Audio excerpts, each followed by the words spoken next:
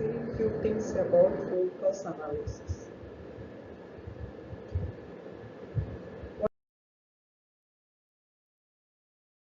Root cause analysis. Root cause analysis is a class of problem solving method. So whatever the problem we are facing or we are coming through in the board, we are supposed to identify the root of the problem so that we can solve it and prevent it further. So root cause analysis is based on the belief that problems are best solved by attempting correct eliminate root causes. Unless we are know about what is the actual root for the certain problem, we cannot solve it in a proper manner or we can't further prevent that problem. So that we are supposed to find out the root cause of certain problem. And it is opposed to merely addressing the immediately obvious symptoms. The principles of root cause analysis. So aiming corrective actions at root causes is more effective just treating symptoms of problem. So only treating the symptom of problem never prevent it. So better we have to take the correct action for certain problem. And to be effective, and the root cause analysis should be done in a systematically manner, and whatever the problems we are facing, we have taken to a conclusion thing by preventing it, and that certain problems should not, make sure that the certain problems should not occur further. There is usually more than one root cause for any given problem. So if you are taking certain problem, a medication error, or there is a delay in the discharge or diagnostic procedure or admission time, there will not be any single cause, so multiple causes will be there to cause certain problem. General process for performing root cause analysis. So first and the foremost one we are supposed to do, define the problem.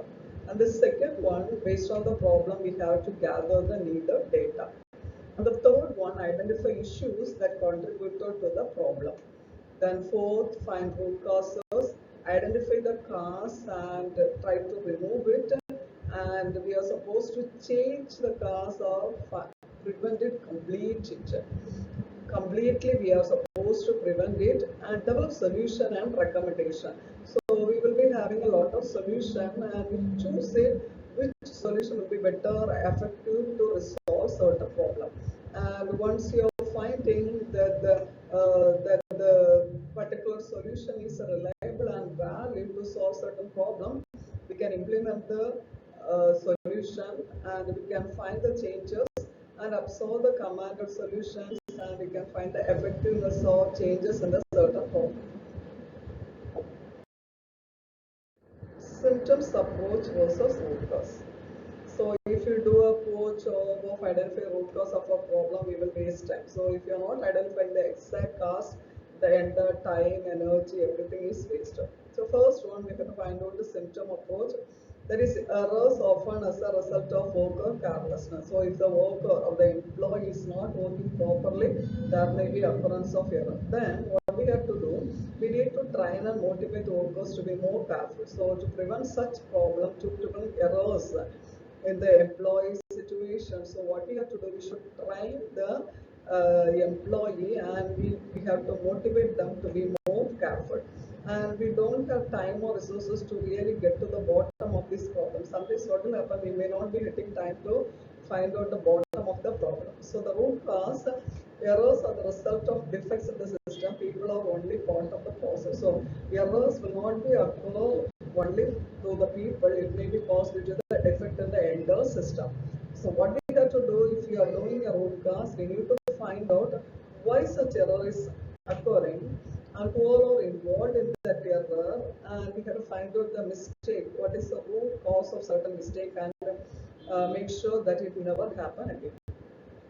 And this is critical. We need to fix it for good and it will come back and burn us. So if you are not prevent or eradicate it completely again, the same mistake or error will happen and it will be burn us.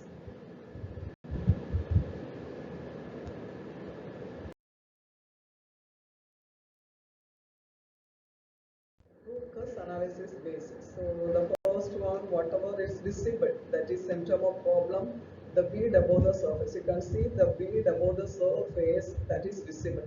And the cause you can see the root that is not visible externally.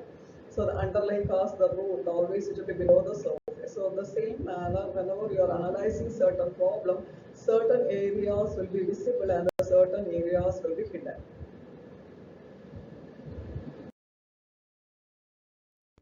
Cause mapping of root cause analysis. Root refers to the causes beneath the surface and the system of causes that shows all the options for solution and do not focus on a single cause. Sometimes we may be finding only a single cause and we may be focusing on only the single cause and don't think certain problem will be occurred due to only a single cause. There will be multiple causes will be there.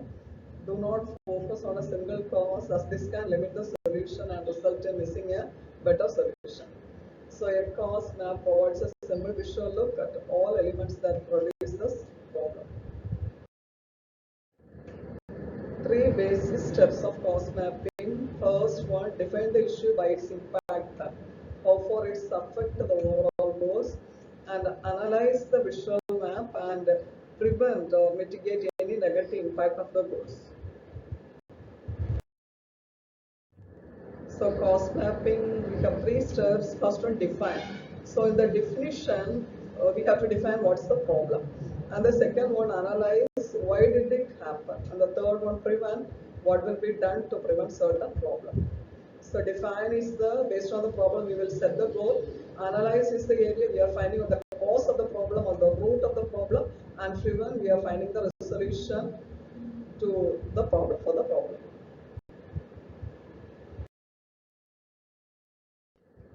Tools for root cause analysis. So five whys, so different tools we can use depend upon the problem. So Pareto chart we can use, fishbone or Ishikawa diagram we can use, and even chart or graph we can use it. Tools used in root cause analysis in brainstorming, you can see the Pareto chart, fishbone diagram, even scatter diagram and the flow chart and the run chart, histogram, control chart, tree diagram and design of experiments. So this is Ishikawa or fishbone diagram. Then brainstorm possible causes. So here we will identify the problem and for each person, what are the causes, what are the ways they have involved. So man considered as cause A, method cause B, material cause E, and environment cause B, machine cause C, management system cause F.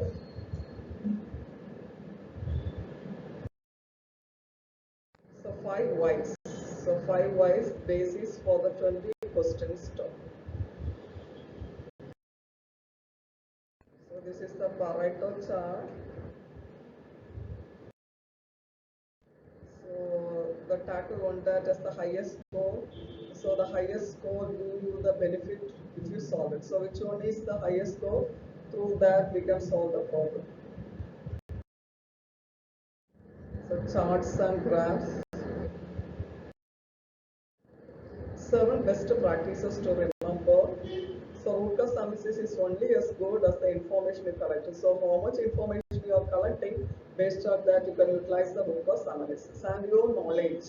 So if you are having adequate knowledge about certain problem, you can solve it in a proper manner and understand what happened before you can understand why it's happened. And interviews are not about asking questions, so you have to solve all human performance problem with the discipline, training and procedures. Often problem can't see effective corrective action even if they can find root cause. So all investigation, whatever you are doing may not be equal and may not be similar. So because some steps can't be skipped.